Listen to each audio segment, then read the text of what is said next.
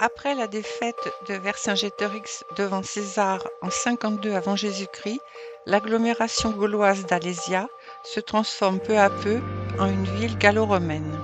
La ville prospère grâce à l'activité d'artisans spécialisés dans le travail du bronze.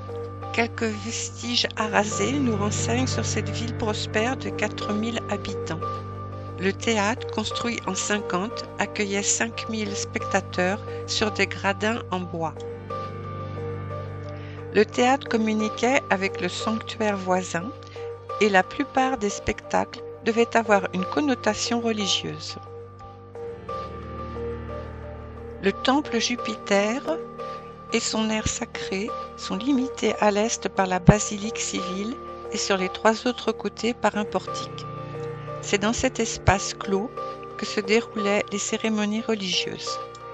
La basilique civile, construite au IIe siècle, est le lieu de réunion pour les tribunaux et les commerces. Elle est composée d'une grande salle rectangulaire flanquée d'absides semi-circulaires. L'abside de l'ouest, plus vaste, devait servir de conseil municipal.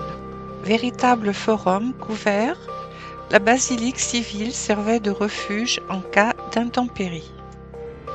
Le forum, place trapézoïdale, servait de lieu de rencontre et de marché. Une porte monumentale y donnait accès.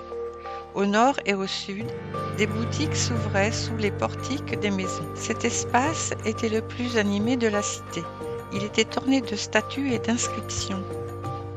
Le monument d'Uquetis était le sanctuaire des divinités protectrices des artisans métallurgistes de la ville, dédié au dieu gaulois Uquetis. Son importance souligne la prospérité et le rôle des artisans, forgerons et bronziers dans l'économie d'Alésia. Il y avait 3 niveaux et une salle souterraine. La cour était entourée d'un portique à étages. Les quartiers d'artisanat et d'habitation s'étendent à l'est. Une rue droite a conservé partiellement son dallage et son caniveau central. Les maisons organisées en îlots possédaient un portique et en façade un étage. Des puits assuraient l'approvisionnement en eau. Chaque maison possédait 1 ou 2 caves pour stocker les aliments et les biens précieux.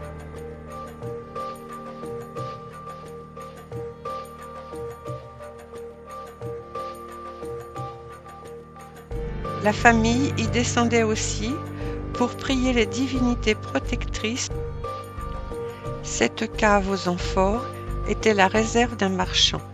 De l'huile était stockée dans de grandes jarres calées sur des meules usagées en granit.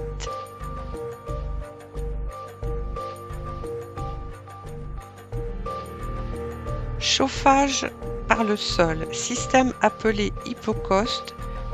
Il consiste à faire circuler sur le sol et dans les murs de l'air chaud produit par un grand foyer. Les fours des bronziers, situés à l'intérieur d'une cour, se composaient d'une grande dalle calcaire supportée par des blocs verticaux. Les installations se rapportent à des productions en série. Les fours de bronziers sont sans équivalent en dehors d'Alésia. La ville antique est abandonnée au Ve siècle. Vestiges datant du VIe et IXe siècle de la basilique chrétienne consacrée à Sainte Reine.